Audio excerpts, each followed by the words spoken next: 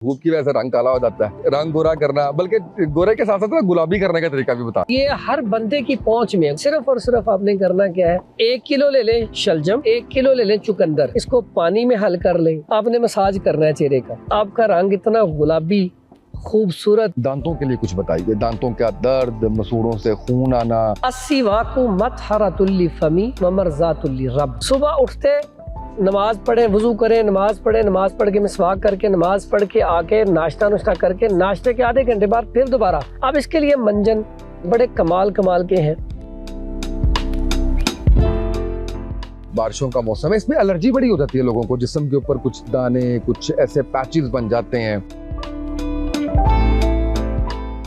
Hernia का मुझे कुछ बताएं। मैंने पिछले दिनों छोटे बच्चे को देखा। तुम्मा मार्केट से मिल जाता है, हंजल भी कहते हैं। ठीक है, उसकी जड़ ले लें, उसके अंदर गुड़ शामिल कर लें। सिर्फ 21 दिन से 41 दिन तक खिलानी है। अगर अल्लाह ने चाहा तो इंशाल्लाह आपका हर्निया नहीं रहेगा। रिस्क में इजाफा करने का मुझे था। आप कहें कि मैं घर में बैठा रहूं और मैं 500 दफा ये तस्बीह पढ़ लूं तो रिज़्क आ जाएगा, ऐसा नहीं है। अल्लाह की राह में खर्च करता है, अल्लाह उसके रिज़्क को बढ़ाता है। सुबहान अल्लाहि व बिहम्दिही सुबहान अल्लाहिल अज़ीम। समंदर की तह में भी आपका रिज़्क है ना, तो अल्लाह ताला उधर से भी आपको रिज़्क दे देगा। आपके रिज़्क में तंगी नहीं आएगी। बच्चे जो रात को रोते हैं, डरते हैं, उनके लिए कुछ बताइए। बिस्मिल्लाहिर्रहमानिर्रहीम, अस्सलाम वालेकुम। आप देख रहे हैं उसामा तैयब पॉडकास्ट। मैं उसामा तैयब और हाफिज हकीम फरहान हनीफ साहब हमारे साथ मौजूद हैं।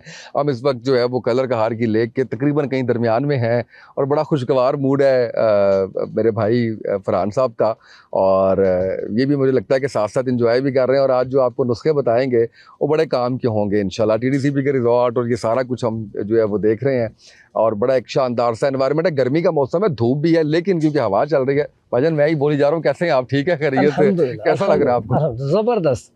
और ये जो आपने माशाल्लाह ये नया एक सिस्टम स्टार्ट किया है, बड़ा ज़बरदस्त मुतारफ़ करवाया है, तो मैं समझता हूँ ऐसे माहौल में होना चाहिए ताकि तफरीह भी हो। क्योंकि आजकल जो लोग परेशान है ना, एंजाइटी, डिप्रेशन, खौफ, टेंशन, परेशानी, वो अपने काम से बाहर निकलते ही नहीं है। थोड़ी सी अगर साथ इंजॉयमेंट भी हो जाए और साथ ही साथ लोगों को अच्छी अच्छी बातें भी बताई जाए, अच्छे अच्छे नुस्खे भी बताए जाए, तो ये कमाल हो जाएगा, बहुत ज़्यादा अच्छा हो जाता है। और मैं समझता हूँ ये आपकी काविश बहुत अच्छी है। चलो जी, बहुत ज़बरदस्त हो गया।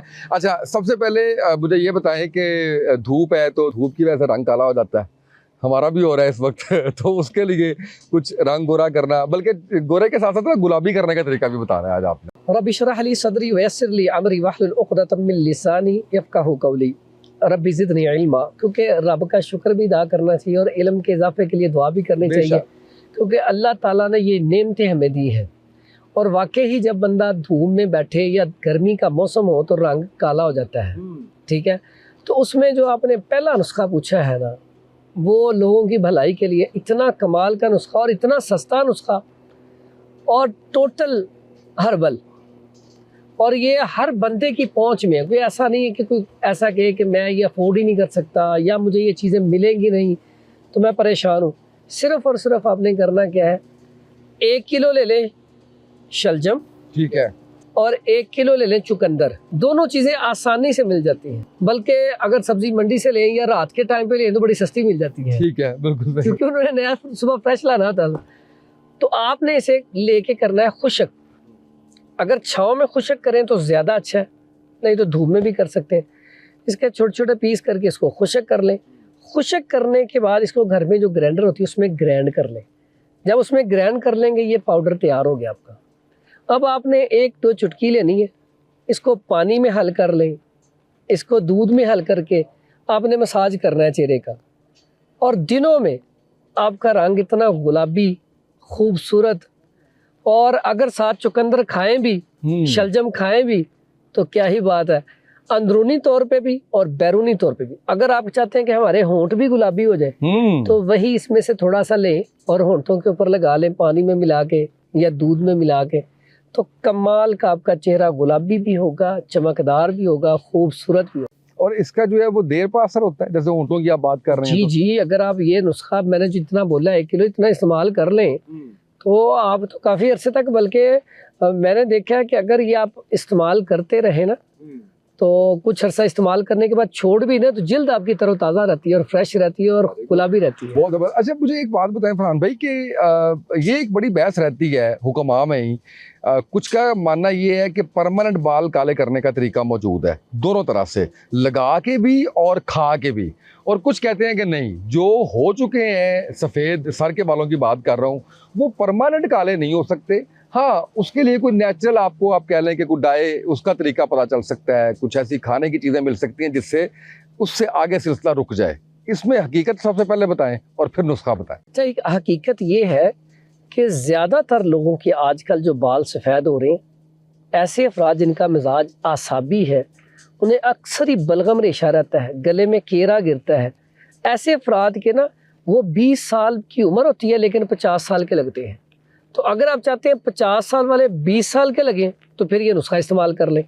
अल्लाह के हुक्म से जिनके सफ़ेद हो गए हैं वो दोबारा वापस काले होंगे। उसके बाद ऐसा नुस्खा है कि अगर आप इस्तेमाल करते रहें तो आपके बाल रहेंगे ही काले, सफ़ेद होंगे ही नहीं। सही, ठीक है, क्योंकि उम्र से पहले सफ़ेद होना भी एक मसला है। ऐसे ही है। अगर आपके 40-45 साल में भी आपके सफ़ेद हुए हैं ना, तो अगर ये नुस्खा इस्तेमाल कर लें तो उससे आहिस्ता आहिस्ता ये रिटर्न दोबारा काले होने शुरू हो जाते हैं। बड़ी ज़बरदस्त बात है। और ऐसा हमारे बुज़ुर्गों में कई ऐसे बुज़ुर्ग थे जिनके जब 80-85 साल की उम्र, मेरे नाना अबू थे, उनके भी बाल दोबारा जब 100 साल के करीब पहुंचे तो काले होने शुरू हो गए थे। वो एक जेन्युइन जो है, अगर खुराक अच्छी हो तो वाकई काले होने शुरू हो जाती है। लेकिन आज हम बताएंगे आप 50 के 20 के लगें तो उसके लिए क्या करना है। और ये नुस्खा इतना कामयाब और ज़बरदस्त है, अगर आप इस्तेमाल करेंगे तो वाकई आप 50 वाले भी 20 के लगेंगे। आंवला ले लें, ठीक है। और ये मेरा अकेले का नुस्खा नहीं है, ये टोटल अतिब्बा का मुजर्रब नुस्खा है, जितने हमारे पुराने अतिब्बा गुजरे हैं। आंवला ले लें 100 ग्राम गुठली के बगैर, बेड़ा ले लें 50 ग्राम गुठली के बगैर, हरड़ ले लें 50 ग्राम गुठली के बगैर। अब इसको आप 2 तरीके हैं खाने के। इसका पाउडर करके आधा चम्मच असर की नमाज के बाद इसको ना नीम गर्म पानी के साथ इस्तेमाल कर लें। दूसरा इसका तरीका है कि इसको आप ना थोड़ा सा दड़फड़ करके रख दें, आधा चम्मच रात को पानी में भगो दें, सुबह वो पानी पी लें। ये ऐसा मुजर्रब नुस्खा है, आप 50 के 20 के नज़र आएंगे, क्योंकि ये है किन चीज़ों के लिए फ़ायदेमंद। अब ये केरे को ख़त्म करेगा, बलगम रेशे को ख़त्म करेगा, ये कॉन्स्टिपेशन को ख़त्म करेगा, ये नज़र को तेज़ करेगा, बालों को मजबूत करेगा, घना करेगा, ताकतवर करेगा, आपके गट को ठीक करेगा, स्टमक इससे मजबूत हो जाएगा, पट्ठों में ताकत आएगी। अगर शुगर पेशेंट है उसकी शुगर नॉर्मल रहना शुरू हो जाएगी। तो ये नुस्खा इस्तेमाल किया जाए तो मैं समझता हूँ कि बाल रहेंगे ही काले। उसके बाद अगर आप थोड़ी सी मेहनत कर लें, ये भी सादा सा नुस्खा, आसान सा, और अक्सर मुझे फ़ोन करते हैं लोग, दुआएं देते हैं। बैंगन जब सीज़न आए ना, सस्ते हो तो बैंगन ले लेंगे। बैंगन लेके उसको आपने 1 किलो बैंगन लिए, उनको आप काट लें, काट के रख दें घंटा का। और कुदरती चीज़ है, आप 1 घंटे के बाद देखेंगे ना तो 1 घंटे के बाद वो ना ब्लैक हो जाती हैं, काले हो जाती हैं बैंगन। कभी आप काट के रख के देखें, अब वो खुद काले हो गए तो वो बाल भी काले करेंगे। बिल्कुल सही है। अब इसको क्या करना है, इसमें आपने 1 किलो कैस्टर ऑयल डाल देना है। ठीक है। अब इसको आपने अगले दिन इसको पकाना है। जब वो कलर ब्राउन हो जाए बैंगन का, उतार लें। अच्छा, अब उतारने के बाद इसको ना भून लें। ठीक है। भुनने के बाद आपका ऑयल तैयार है। अगर इसको खुशबू या कलर अच्छा करने के लिए रोगने आंवला डालना चाहें तो डाल लें। ठीक है। इसको मुसलसल इस्तेमाल करें अल्लाह के हुक्म से 3 से 6 माह के अंदर। ठीक है। आपके बाल पहले तो ब्राउन होने शुरू होंगे, फिर ब्लैक होना शुरू हो जाएंगे। तो ये नुस्खा खाने के लिए और लगाने के लिए 2 नुस्खे हैं, अल्लाह के हुक्म से इंशाल्लाह इससे मसला ले। अच्छा, अब मुझे ये बताएं कि क्योंकि हम फेस की बात भी कर चुके, बालों की बात भी कर चुके, तो इसी के दरमियान रहते हुए दांतों के लिए कुछ बताइए। दांतों का दर्द, मसूड़ों से खून आना, दांत आजकल मैं आपको बताऊं कि आप डेंटिस्ट के पास चले जाए ना तो वो कहते हैं कि अगर 35-40 साल की उम्र में आपके दांत कोई टूटा नहीं, कोई भुरा नहीं, तो आप बहुत ही खुशकिस्मत है। यानी ये नौबत आ गई, और ज़ाहिर है वो हमारी ईटिंग हैबिट की वजह से हो गई है, दांतों की हम उस तरह से हिफाजत नहीं करते, इस वजह से हो गई है। और आखिर में साथ इसका ये भी तरीका कि इसको चमकदार और सफ़ेद कैसे बनाना है। पहली बात तो यह है कि हम ना कुछ गलतियाँ करते हैं। जैसे अक्सर देखा जाता है कि हम चाय पीते हैं, चाय के थोड़ी देर बाद हम कुल्ली नहीं करते, मुंह को अच्छी तरह साफ नहीं करते, या मीठा खाया है, या बच्चे भी को मीठी चीज़ खाते खाते सो जाते हैं बाज़-औक़ात। और रात को तो अमूमन हर घर का मसला, खाना खाते ही सो जाते हैं। बिल्कुल सही। पहले ना माँ बाप डांट के रात को ना ब्रश करवाते थे। अगर यहाँ पे हम देखें प्यारे नबी हज़रत मोहम्मद सल्लल्लाहु अलैहि वसल्लम का फरमान, तो अस्सिवाकु मत्हरतुल फ़मी व मरज़ातुल रब। अब मिसवाक से एक तो मुंह पाक होता है, दूसरा रब राज़ी होता है। अब मिसवाक, बहुत सारी हमारी पेट की बीमारियों का ताल्लुक मुंह के साथ है, क्योंकि अगर हमने रात को खाना खाया उसके जर्म अंदर रहे, सुबह तक वो अंदर रहेंगे, तो वो जब आप थूक या निकलेंगे कुछ भी, वो साथ अंदर जाएंगे बलगम रेशे की सूरत में, वो मैदे के अंदर फिर बैक्टीरिया पैदा होंगे, फिर स्टमक भी ख़राब हो जाएगा।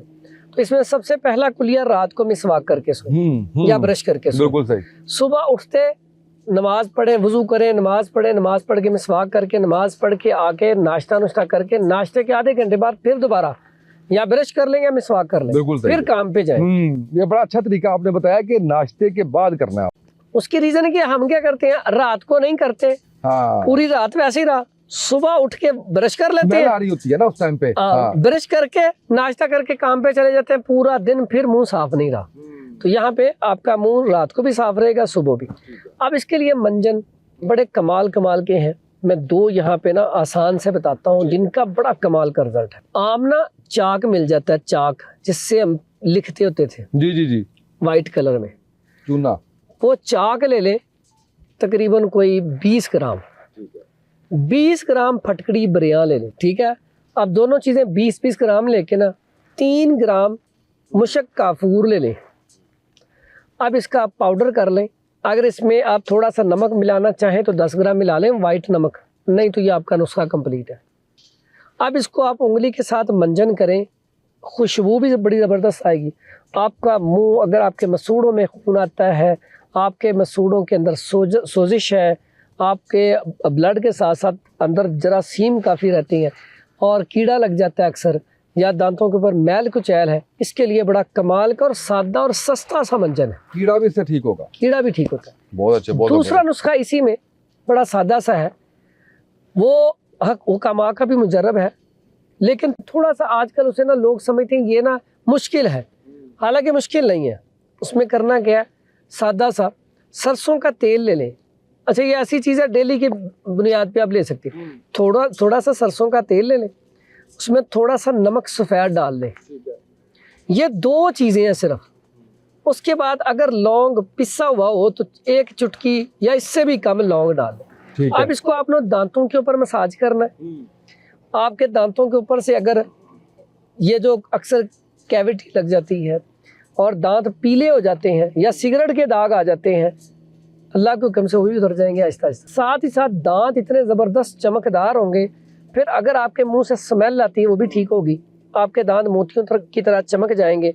लेकिन एक कुलिया मैं अक्सर कहता होता हूँ कि अक्सर लोग सादा सी चीज़ अगर घर में कर लेना कि डेली या दूसरे दिन 1 कप गर्म पानी लें, उसके अंदर थोड़ी सी फटकड़ी और थोड़ा सा नमक डाल के ना उसकी कुल्ली कर लिया करें, आपके दांत ज़िंदगी में ख़राब होंगे ही नहीं। बहुत ज़्यादा मसला रहता है अक्सर घरों में। 2 चीज़ें आपसे पूछूंगा, एक शुगर के हवाले से और फिर ब्लड प्रेशर के हवाले से। शुगर के हवाले से पहले बताइए कि क्या इसके बारे में ये भी बताइए कि इज इट पॉसिबल कि ये ख़त्म हो जाए या ये सिर्फ मैनेज होती है और कंट्रोल होती है, और क्या इसके लिए खाने पीने की जो आजकल चीज़ें बताई जाती हैं कि जी चावल छोड़ दें, रोटी छोड़ दें तो उससे ठीक हो जाता है, ज़रा इस पर भी बात करके और नुस्खा भी कोई बताइएगा। अच्छा, ऐसा है उसामा भाई कि जो शुगर है ना, शुगर टाइप 1 टाइप 2 या ऐसी मेरी बेटियां बहनें ख़वातीन जब हामला होती हैं उस वक़्त हो जाती है, यस। ये तीनों की कैटेगरी अलग है। अगर टाइप 1 है तो वहाँ पे 1-2 नुस्खे काम करते हैं, लेकिन इसके लिए इंसुलिन ही लगानी पड़ती है। 1-2 नुस्खे हैं लेकिन वो भी कम काम करते हैं। अगर टाइप 2 की बात की जाए तो टाइप 2 तो बहुत ज़्यादा है। टाइप 2 जो है वो इतने लोगों को है, और आजकल जो सबसे ज़्यादा है वो टाइप 2 ही है। और ये होती है जब हम खाने खाते हैं बाजारी, ठीक है, और खाने भी ऐसे होते हैं, हम खाना कुछ भी खाते हैं, तली हुई चीज़ें, ऊपर से ठंडा पानी पी लिया, आइसक्रीम, फिर मुरगन अग़ज़िया, फिर वॉक नहीं है, एक्सरसाइज नहीं है, काम काम काम, ठीक है, एक्सरसाइज नहीं है। पहले थी फिजिकली एक्टिविटी, कितने के लोगों को शुगर होती थी, कोई गांव में एक आधा बंदा होता था। ऐसे ही है। आज हमारा काम का, एक तो नींद पूरी नहीं होती, एक तो नींद पूरी नहीं होती, हाँ। दूसरा फिजिकल एक्टिविटी नहीं है, तीसरा हम ना खाने की रूटीन खराब है, सुबह का नाश्ता करते ही नहीं है या लेट करते हैं, रात का खाना लेट खा के सो जाते हैं। इससे क्या होता है, लिवर फैटी होता है। जब लिवर फैटी हो जाता है फिर HbA1c बढ़ना शुरू हो जाता है। लोग अक्सर टेस्ट का भी नहीं पता, लोग खून से जो ग्लूकोमीटर घर में रखे होते हैं उससे चेक करते रहते हैं। हालांकि इसका टेस्ट जो है 3 माह 6 माह के बाद करवाना चाहिए या साल में एक दफ़ा ही करवा लें, HbA1c। अच्छा, मैं इसमें दो चीज़ें ज़रूर बताना चाहूँगा अपने ज़ाती एक्सपीरियंस की बुनियाद पे। एक तो HbA1c जो है वो आपका, आप कह लीजिए कि 3 माह की एवरेज आपको दे रहा होता है। बिल्कुल ऐसा है। तो ये एक बड़ी ज़रूरी चीज़ है आपको ये जानना कि वो जो आप ये चेक करते हैं ये तो आपको इंस्टेंट बता रहा है, उस टाइम का बता रहा है आपको, तो 3 माह का जानना बड़ा ज़रूरी है। दूसरा, मैं ना तो किसी उसको प्रमोट कर रहा हूँ और ना ही मैं नाम भी नहीं लूँगा, लेकिन पाकिस्तान में 2 बेहतरीन लैब्स हैं इसके अंदर जो है वो, आप बल्कि आपकी इजाज़त से मैं बताना चाहूँगा कि बड़ा बुरा मेरा एक्सपीरियंस हुआ। एक दफ़ा मैंने एक लैब से HbA1c करवाया तो मैं हैरान रह गया, उन्होंने मुझे प्री डायबिटिक डिक्लेयर कर दिया। मैंने जब चेक करवाया डॉक्टर को तो मेरी सारी कंडीशन बिल्कुल ठीक थी। लैब चेंज की मैंने तो मेरा रिज़ल्ट जो है वो बिल्कुल नॉर्मल था।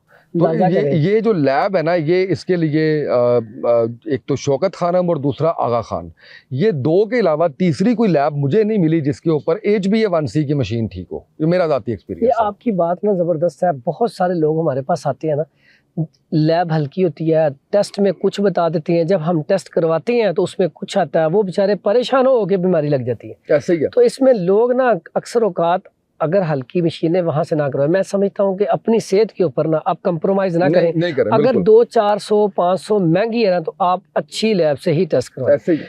अब इसमें HbA1c बढ़ जाता है, तो इसमें क्या होता है, फिर ये HbA1c बढ़ गया तो आप शुगर में आ गए। अब यहाँ पे शुगर का इलाज अक्सर आपने दावेदार सुने होंगे कि शुगर खत्म हो जाएगी। हाँ बिल्कुल ऐसे ही है। देखें, इसका एक लेवल है 100 तक, कोई 70 से लेकर 100 तक ना शुगर रहनी चाहिए। अगर प्लस होना शुरू हो गई तो उसको मेंटेन करें। बिल्कुल ठीक है। 110 15 20 तक भी कोई इशू नहीं है। हम कहते हैं 150 तक भी कोई बात नहीं है, लेकिन मैनेज है तो कोई इशू नहीं। लेकिन प्लस जाती है तो फिर समझ लें कल कोई आपकी किडनी को फारग करेगी, क्योंकि आप टैबलेट पे लग जाओगे तो मुसलसल दवाई जो बंदा खाता है वो फिर किडनी नुकसान देती है उसको। बिल्कुल सही। तो इसमें एक काम तो ये कर ले कि इसको मैनेज करते हैं, इसको हमेशा इसके जो होनी चाहिए ना, लेवल होना चाहिए, उसके ऊपर रखना चाहिए। ना ये ज़्यादा हो ना ये कम हो। अगर ख़त्म होगी तो बंदा ही ख़त्म हो जाएगा, लेवल पे रखना। और इसमें लेवल के लिए बड़ी कमाल चीज़ें हैं। अभी यहाँ पे रिजॉर्ट पे जहाँ पे ठहरे हुए थे तो मैं देख रहा था एक दरख्त लगा हुआ था, सरस, उसे श्री भी कहते हैं। तुख्मे सरस शुगर का बेहतरीन इलाज है। सही। और सस्ता सा मार्केट से मिल जाता है। तुख्मे सरस ले लें 50 ग्राम, गूंद किकर ले लें 50 ग्राम, तुम्मा ले लें 50 ग्राम, गुड़ मार बूटी ले लें 50 ग्राम। अगर इसमें आप कलवंजी डालना चाहें तो 50 ग्राम कलवंजी भी डाल लें। बिल्कुल सही। एक कैप्सूल सुबह एक शाम 1000 mg का। इतना ज़बरदस्त और कमाल का नुस्खा है। बहुत सारे पेशेंट अल्हम्दुलिल्लाह इसी से ठीक हो गए, नॉर्मल पे आ गई है, ज़रूरत नहीं है। लेकिन ऐसा पेशेंट मीठे से परहेज करे, ठीक है। फल खाए, जो आपने शुरू में बात की कि खाना, गंदम की रोटी भी खाए, लेकिन वो बाजरा मकई वो भी खाए, जौ की रोटी भी खाए। अब वो अगर सारी चीज़ें बदल बदल के खाता रहेगा तो तबीयत यस रहेगी। सही है। अगर अकेली गंदम खाएगा तो थोड़ी सा नुकसान करती है। लेकिन इसमें जो लोग बहुत कुछ छोड़ देते हैं ना, हाँ। उनका एनर्जी लेवल नीचे चला जाता है, उनकी शुगर बढ़ जाती है। बिल्कुल सही। इसलिए अपने एनर्जी लेवल को नीचे नहीं लेके जाना। अगर आपका एनर्जी लेवल ही नीचे चला गया तो आपकी शुगर तो दोबारा बढ़ जाएगी। खुराक खाएं, फल सारे ही खाएं, आम भी खा लें सर, आम खाएं मैं कहता हूँ, लेकिन एक लिमिट है। हाँ, आप एक पीस, हाँ जी, एक पीस आम का खाएं। बल्कि मैं कहता हूँ अगर आम खा के ऊपर से दार चीनी और लौंग वाली चाय का 1 कप पी लेना तो शुगर नॉर्मल पे रहती है। आप कभी आम खा के लौंग दार चीनी की चाय पी के देखें, उसके बाद थोड़ी देर बाद, और लेकिन चाय में मीठा ना हो, क्योंकि आम के अंदर मीठा है ऑलरेडी है। बिल्कुल तो फिर इससे कह लें कि लौंग दार चीनी वाली चाय से भी शुगर का इलाज है, मैंगो के ऊपर से पी जाए तो। क्या बात है, ये यानी आपने पंच लाइन दे दी है हाँ जी, कि आम से शुगर का इलाज। शुगर का इलाज। ठीक है, पता आपको सारा है। बिल्कुल ठीक है। अच्छा जी, अब मुझे ब्लड प्रेशर के बारे में बताइए। ब्लड प्रेशर का भी हर दूसरे घर के अंदर ना मरीज आजकल जो है वो हाई ब्लड प्रेशर की बात कर रहा हूँ मैं, वो पाया जाता है जो मोस्टली होता है लोगों को। अच्छा, मैं ये बात समझता हूँ और आपसे भी मैं इसकी तस्दीक भी चाहता हूँ, मेरी रिसर्च जो इसके ऊपर कहती है कि हाई ब्लड प्रेशर आपका जब होता है तो कोई ना कोई ऑर्गन आपका डिस्टर्ब होता है। अगर ऑर्गन डिस्टर्ब नहीं है तो इट मीन्स कि फिर हाइपरटेंशन है, यानी एसेंशियल हाइपरटेंशन है कि आप कोई ना कोई स्ट्रेस, वो चाहे काम का है, चाहे रूटीन का है, चाहे कोई भी है, उसकी वजह से आप। अब होता ये है कि आप जब उसमें जाते हैं इसमें एलोपैथिक में, तो वो आपको 2 गोली सुबह 1 गोली शाम मिनिमम, उससे नीचे आ जाएं तो 1 गोली सुबह 1 गोली शाम, और बिल्कुल मिनिमम आ जाएं तो सुबह 1 गोली जी आपने ये खानी है। और फिर वो लग गई, वो आपने रोटी खानी है या नहीं खानी, वो गोली आपने खानी है।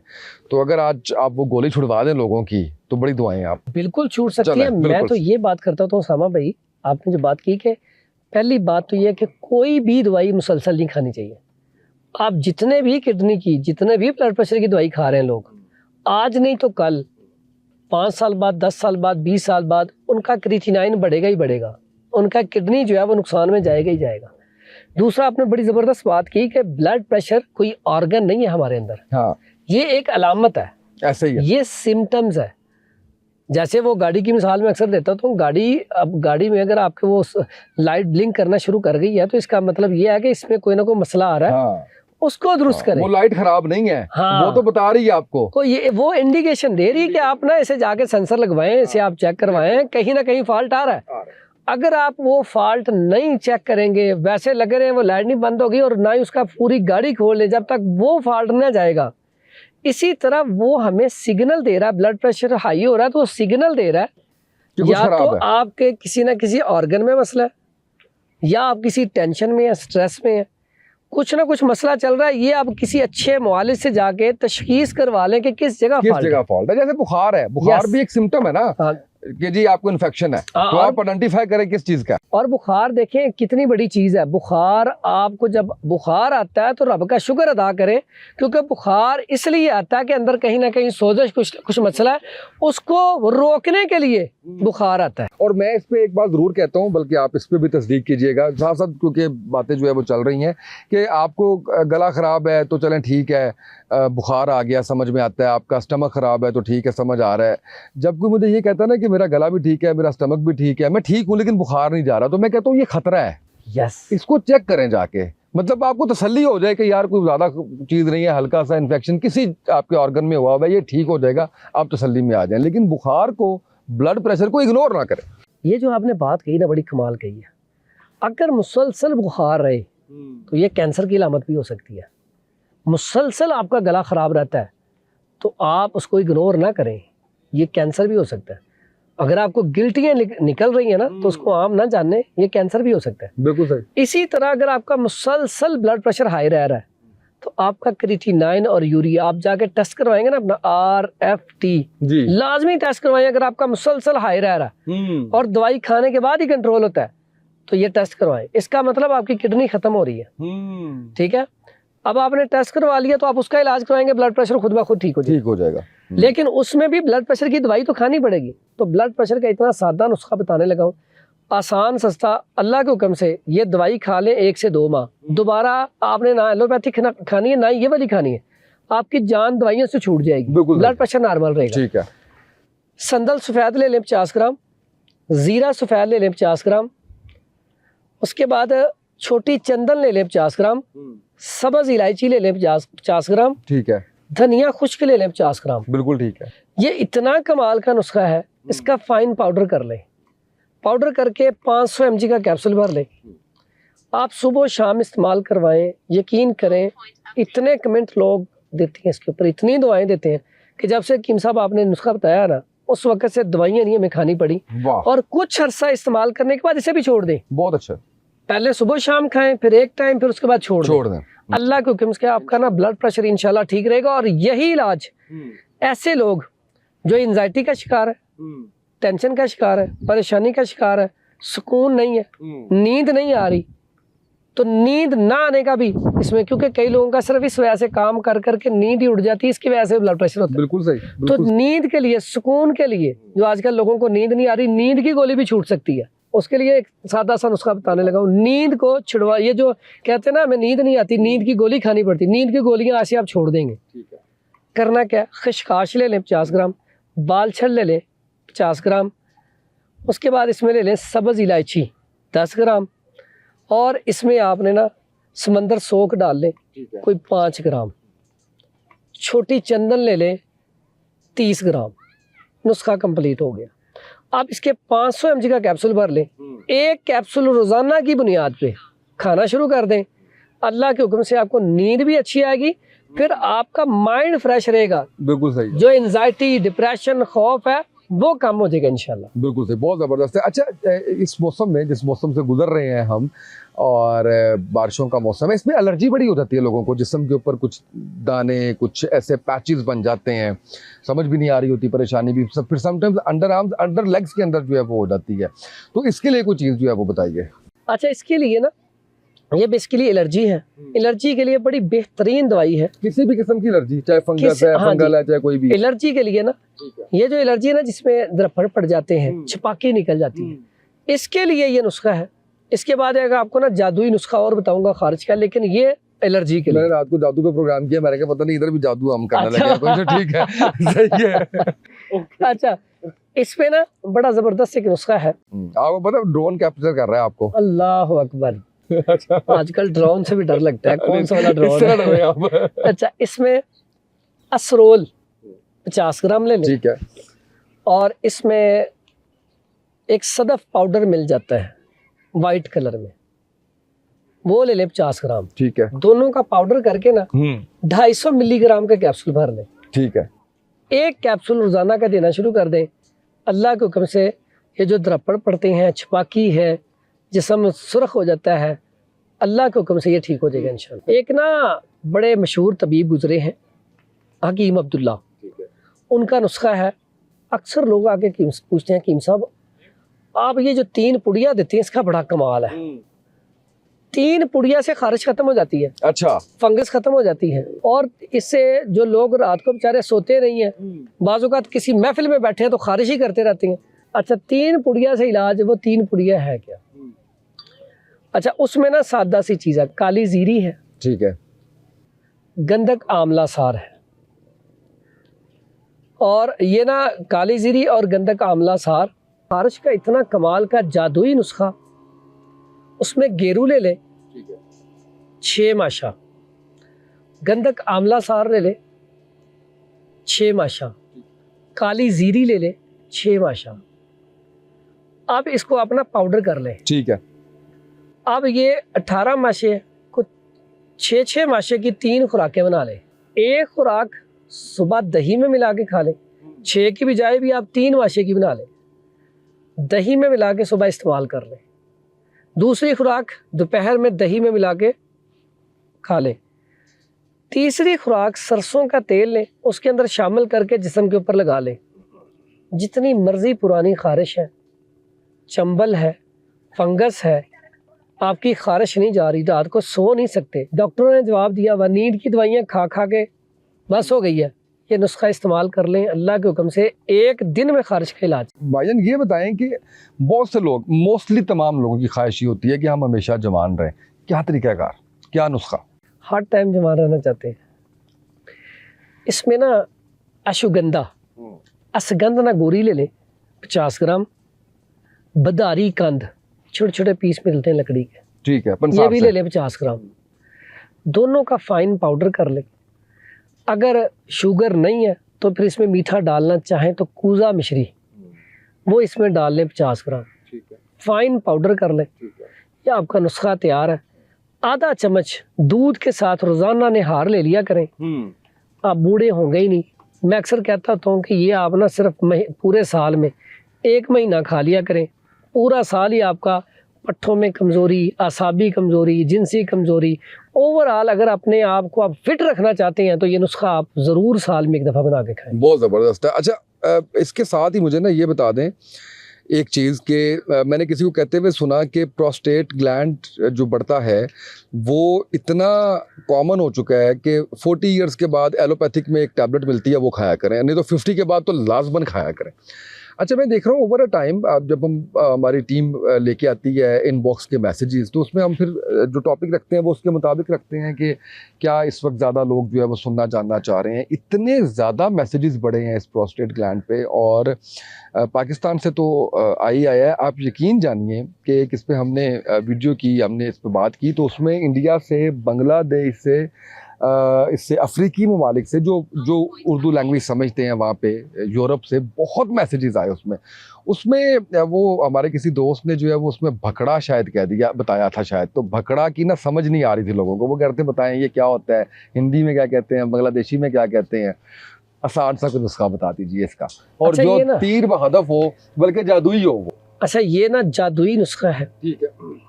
अक्सर लोग नुस्खा नहीं बताते, लेकिन अल्हम्दुलिल्लाह मेरी कोशिश होती है कि लोगों का फ़ायदा हो। इतना सादा आसान नुस्खा और इतना ज़बरदस्त कि इंशाल्लाह अल्लाह के हुक्म से पहले भी लोग दुआएं दे रहे हैं, अब भी दुआएं देंगे जब वो इस्तेमाल करेंगे। ठीक है।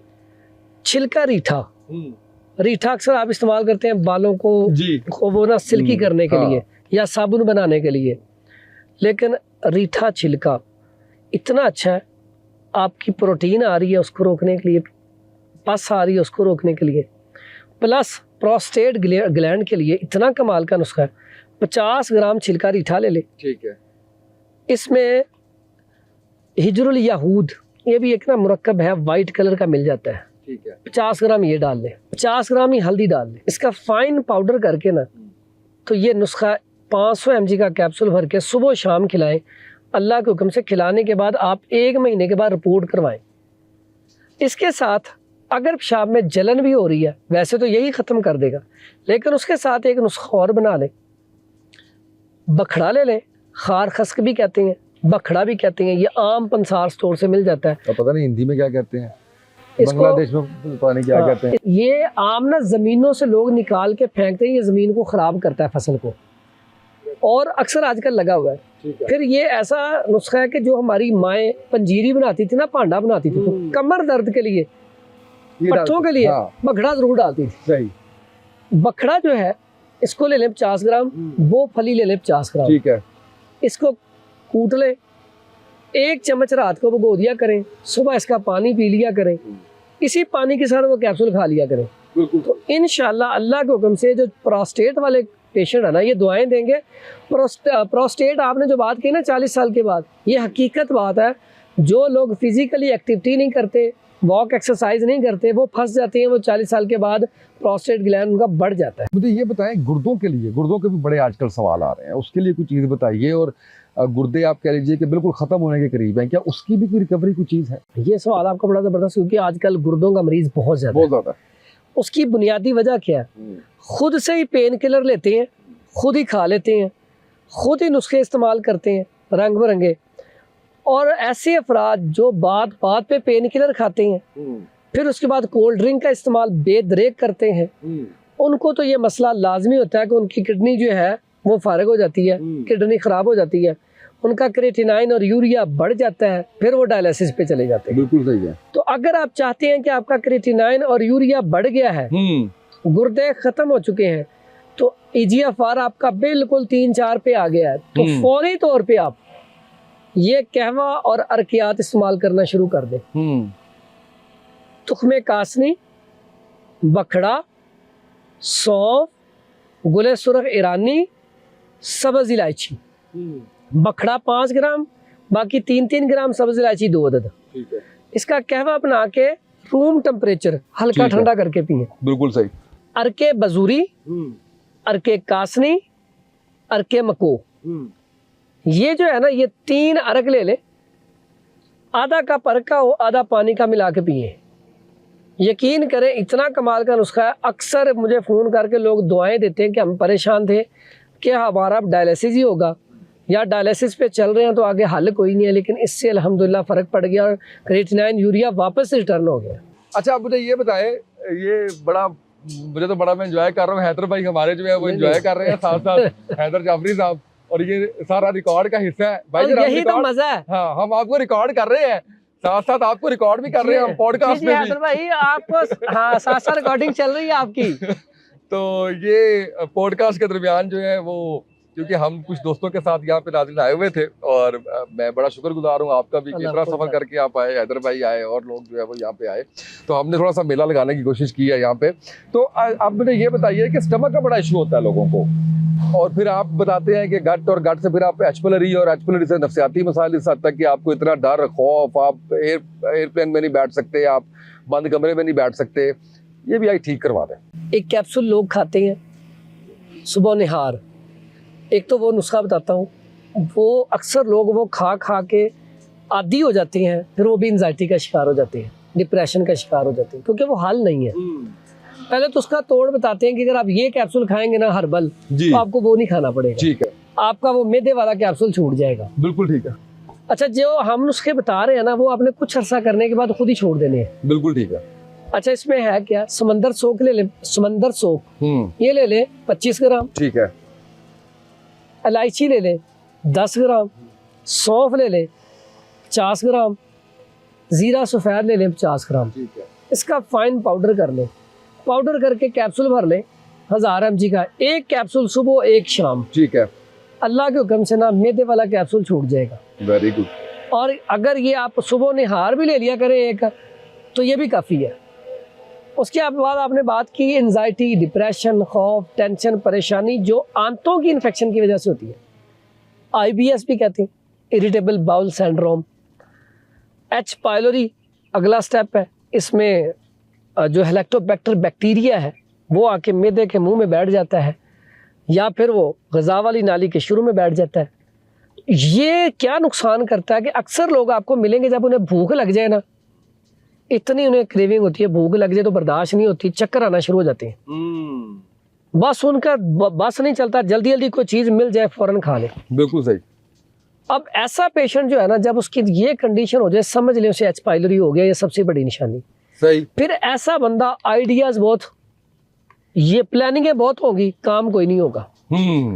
फिर उसके बाद एंजाइटी, डिप्रेशन, खौफ, टेंशन इतना बढ़ जाएगा कि वो गाड़ी में सफ़र नहीं करेगा, गाड़ी नहीं चलाएगा, लग ना जाए किसी के, बाहर अपने बिजनेस पे डरता मारा नहीं जाएगा, घर बैठेगा, हर टाइम खौफ, टेंशन, परेशानी। हाथ धोएगा नमाज के लिए, वुज़ू करेगा तो 3-4 दफ़ा हाथ धोएगा, तसल्ली नहीं होगी। जब ये कंडीशनें आ जाएं, फिर एक एक बात 10-10 दफ़ा रिपीट करनी शुरू कर दे, तो समझ लें फिर ये ना एच पाइलोरी में चला गया है। तो फिर बाज़-औक़ात रिपोर्ट में आ जाता है कि ये नेगेटिव है, लेकिन अगर ये सारी सिम्टम्स आ रही हैं तो ये समझ लें आपको मसला है। अब इसमें अक्सर मेरे पास आते हैं लोग, जी हमने बड़ी जगह पे इसका जादू का इलाज भी करवाया, दम भी करवाया, अब ये बीमारी है तो बीमारी का इलाज करवाएंगे तो ठीक होगा।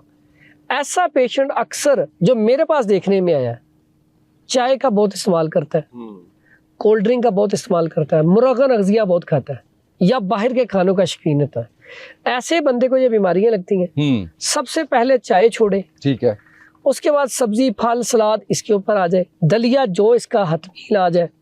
उसके बाद आंतों की इन्फेक्शन के लिए हल्दी 50 ग्राम, मुलट्ठी 50 ग्राम, सौंफ 50 ग्राम, राल सफ़ेद 10 ग्राम, गूंद किकर 20 ग्राम, मस्तगी रूमी 10 ग्राम, सारी चीज़ों का फाइन पाउडर कर ले।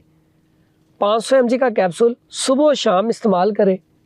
जवारिश शाही, ये ऐसा ज़बरदस्त किस्म का माजून है, ये दिल की धड़कन तेज़ हो रही है, घबराहट है, बेचैनी है, कमज़ोरी है, नकाहत है, उसको ख़त्म करता है। बिल्कुल सही। आधा चम्मच सुबह शाम खाने से पहले ले ले। बनाने का तरीका बड़ा आसान सा है। आमले का मुरब्बा गुठली के बगैर ले लें 100 ग्राम, उसके बाद दही का मुरब्बा ले लें 100 ग्राम, गाजर का मुरब्बा ले लें 100 ग्राम, और उसके बाद मुरब्बा दही, गाजर, आमला और सेब 100 ग्राम गुठली के बगैर। इसको कूट लें अच्छी तरह, धो के खुशक करके, चांदी का वर्क अपनी मर्ज़ी से लगा लें, ज़रिश किस्में डाल लें 50 ग्राम कुटी हुई, इलायची का दाना निकाल के पीस के वो भी कम से कम 20 ग्राम डाल लें। इतना मज़ेदार माजून बनेगा कि आपके बच्चे एक ही दफ़ा कहेंगे हम खा जाए।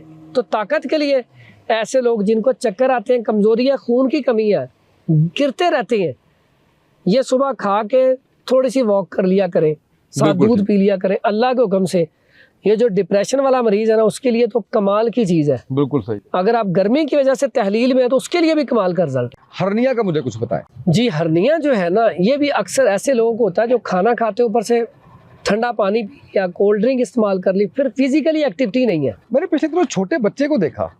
ये अक्सर अब बच्चों को, पहले बड़ों को होता है, अब बच्चों को भी होता है। और कैसी बात है, आप हर्निया का एक दफा ऑपरेट करवाएंगे दोबारा फिर हो जाता है। बिल्कुल, फिर ऑपरेट यही करवाएं, केस। हाँ फिर हो जाता है। हाँ हाँ। इसका आज आपको हल बताता हूँ, बड़ा सादा सा। तुम्मा मार्केट से मिल जाता है, हंजल भी कहते हैं। ठीक है। उसकी जड़ ले ले, ठीक है। उसका फाइन पाउडर कर ले। उसको फाइन पाउडर करने के बाद उसके अंदर गुड़ शामिल कर ले, नक चिकनी और हंजल की जड़ दोनों 50-50 ग्राम, उसमें गुड़ डाल के गोलियां बना ले। सिर्फ 21 दिन से 41 दिन तक खिलानी है, सुबह शाम जीरे के अरक के साथ या ताज़ा पानी के साथ। ठीक है। 21 से 41 दिन। अगर अल्लाह ने चाहा तो इंशाल्लाह आपका हर्निया नहीं रहेगा। बिल्कुल सही। मोटापा खुद एक बीमारी है, बहुत बड़ी बीमारी है, और हर दूसरे बंदे, क्या करना? इसमें सबसे पहले तो वो पंजाबी में कहते हैं ना, पहले अपना मुंह बंद करो। हाँ। कि यानी कि खाना कम करो।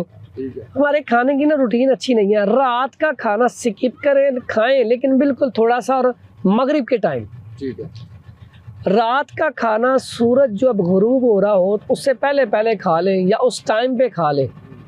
और कोशिश करें मीठा बंद कर दें अगर आपने स्मार्ट होना है।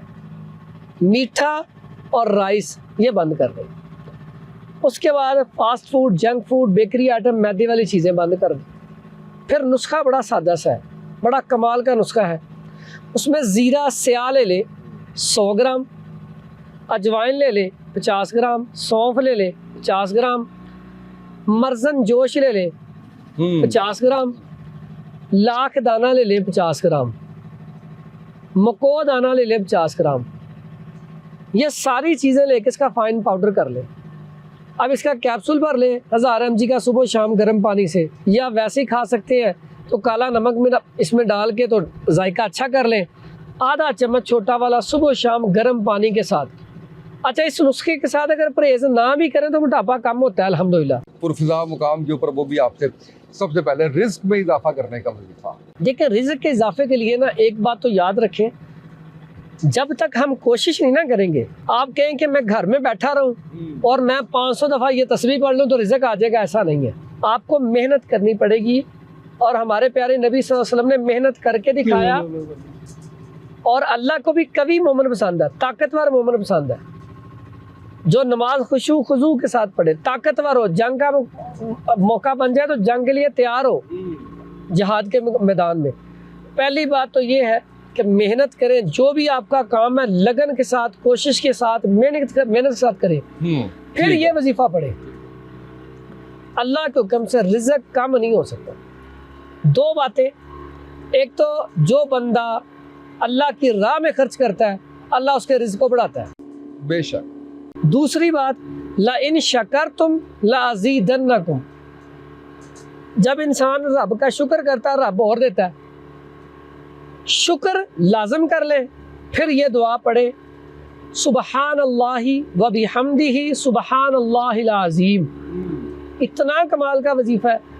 इसके बारे में कि अगर समंदर की तह में, अभी हम पानी में है, समंदर की तह में भी आपका रिज़्क है ना, तो अल्लाह ताला उधर से भी आपको रिज़्क दे देगा, आपके रिज़्क में तंगी नहीं आएगी। वाह वाह। और अस्तगफिरुल्लाह की कसरत, ओए हाय हाय। इस्तिग़फ़ार के बारे में पता क्या है, जो बंदा इस्तिग़फ़ार करता है रब कहता है मैं उसे नेमतों से नवाजता हूँ, मालो दौलत देता हूँ, बागात नहीं है बागात का मालिक बना देता हूँ, औलाद नहीं है नेक साले औलाद देता हूँ, और जो इस्तिग़फ़ार करता है उसके पिछले सारे गुनाह में माफ़ कर देता हूँ। यानी कि एक फ़ायदा नहीं हुआ, इस्तिग़फ़ार के कितने फ़ायदे आ गए, कितने फ़ायदे। वाह वाह, बहुत खूब। कर्ज लोग ले लेते हैं, दिया नहीं जाता, मुश्किल हालात, इस वक्त इकॉनमी की सूरत हाल, पूरी दुनिया के हालात, उसका इम्पैक्ट पाकिस्तान पे भी, और नौकरियां और वो सारा कुछ है। कर्ज से निजात के लिए बताइए। पहली बात तो ये है समा भाई, आपने भी देखा, एक तो माली हालात और पाकिस्तानी जो मुल्की हालात है वो अच्छे नहीं है। कुछ लोग तो मजबूरी में कर्ज पकड़ते हैं, कुछ लोग शौक से कर्ज पकड़ के मोबाइल खरीद लेते हैं, या बच्चे की शादी करनी है लोगों को दिखाने के लिए, लग्जरीज के लिए, अच्छा कर्ज पकड़ लेते हैं काफ़ी सारा, फिर पूरी ज़िंदगी उतारते रहते हैं और बीमारियों में दाखिल रहते हैं। इस तरह अल्लाह ताला ने हमेशा हाथ जो ऐसे है ना उसको पसंद किया, देने वाले को, लेने वाले को पसंद नहीं किया। मजबूरी के हालात में कर्ज लेना चाहिए। जिसने कर्ज देना ना उसका तो जनाजा भी नहीं होता, जनाजे से पहले एक ऐलान होता है ना, होता है, बिल्कुल होता है, यानी कि उसका तो जनाजा भी नहीं है, तो इसलिए कर्ज से पनाह मांगनी चाहिए। दूसरा, कर्ज चढ़ गया है, उसके लिए एक तो मेहनत करें, कोशिश करें। कर्ज अदा करना भी सवाब है। कुछ लोग कर्ज जानबूझ के नहीं देते, अच्छा दे देंगे, उन्हें मैं समझा दूं ये बहुत बड़ा सदका है। अगर आपने किसी से कर्ज लिया, उसे कर्ज अदा करने में भी आपको नेकियां मिलेंगी। जैसे कर्ज की मोहलत देने वाले को नेकियां मिलती है ना, वाह वाह, जो कर्ज शौक से अदा करता है, जल्दी जल्दी अदा करता है, उसमें भी अल्लाह ने अजर रखा है। वाह। उसके बाद दुआ कौन सी पढ़नी है? दो दुआएं इतनी आसान और कमाल की। अल्लाहुम्मा मक्फिनी बिहलालिका अन हरामिका व अगनिनी बिफज़लिका अम्मन सिवाक। दूसरी दुआ है अल्लाहुम्मा इन्नी आऊज़ु बिका मिनल हम्मी वल हज़न व आऊज़ु बिका मिनल अज्ज़ि वल कसल व आऊज़ु बिका मिनल जुबनी वल बुख़ल व आऊज़ु बिका मिन गलबतिद दैनी व कहर रिजाल। ये दो दुआएं कसरत से पढ़ें, चलते फिरते उठते बैठते। अगर आपके ऊपर पहाड़ों जितना भी कर्ज है ना, अल्लाह के हुक्म से अल्लाह ताला वो कर्ज उतार देगा। वाह, बिल्कुल ठीक है। बच्चे बच्ची की शादी के लिए वजीफा बताओ। हाय हाय हाय, ये आपने बड़ी बात की। यकीन करें आजकल ना मतलब पे ऐसे ऐसे पेशेंट भी आए, मैं बड़ा परेशान हुआ देख के कि बेटियों की उम्र गुजर रही है, रिश्ते नहीं हो रहे। और कुछ शुरू में होता है कि पढ़ाई की वजह से, बाद में फिर रिश्ते नहीं आते अच्छे। तो कुछ बेचारे मजबूर, जिनके माँ बाप दुनिया से चले जाते हैं, वो बेचारियों के बेटियों के रिश्ते रह जाते हैं, बेटों के रिश्ते रह जाते हैं, नहीं होते जल्दी। एक तो वो रब से दुआ करे, क्योंकि यहाँ पे प्यारे नबी सल्लल्लाहु अलैहि वसल्लम ने फरमाया कि शादी के लिए भी दुआ करनी चाहिए, नेक साले बीवी के लिए। अगर बच्ची है तो बच्चे के लिए दुआ करें, नेक साले मर्द के लिए दुआ करें। तहज्जुद पढ़ के 2 रकत हाजत की पढ़े और ये दुआ मांगनी है, रब्बी इन्नी लिमा अंजलता इलैया मिन खैरिन फ़कीर। ये इतना ज़बरदस्त किस्म का वजीफ़ा है, इतना ज़बरदस्त किस्म का वजीफ़ा है। अगर आप तहज्जुद पढ़ के दुआ मांगे और ये दुआ मांगे बीच में कसरत से पढ़े, तो अल्लाह के हुक्म से इंशाअल्लाह 41 दिन के अंदर अंदर अल्लाह ने चाहा तो अल्लाह ताला खुशखबरी आपको सुना देगा। बच्चे जो रात को रोते हैं, डरते हैं, उनके लिए कुछ बताइए। अच्छा, बच्चे ना अक्सर रात को डर के उठ जाते हैं। अक्सर तो कोई ऐसे मोबाइल में कार्टून भी देख लेते हैं या LCD पे, इसकी वजह से भी मसला बन जाता है। तो उसके लिए बच्चे को पढ़ा दे या पढ़ के फूंक मार दे, आऊज़ु बिकलिमातिल्लाहि ताम्माति मिन गज़बिही व इक़ाबी व शर्रि इबादी व मिन हमाज़ातिश शयातीन अन यहज़ुरून। 3 मरतबा ये बच्चे को दुआ पढ़ा दे या उसको पढ़ के फूंक मार दे। अल्लाह के हुक्म से दोबारा नहीं डरेगा, सिर्फ 3 दिन दम कर देंगे, दोबारा नहीं ज़िंदगी में डरेगा इंशाअल्लाह। अच्छा, आखिर में औलाद और औलाद नरीना के लिए बताइए।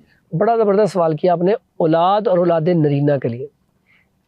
एक तो औलाद ऐसी चीज़ है, जब भी आप औलाद मांगे ना रब से, नेक साले औलाद मांगे।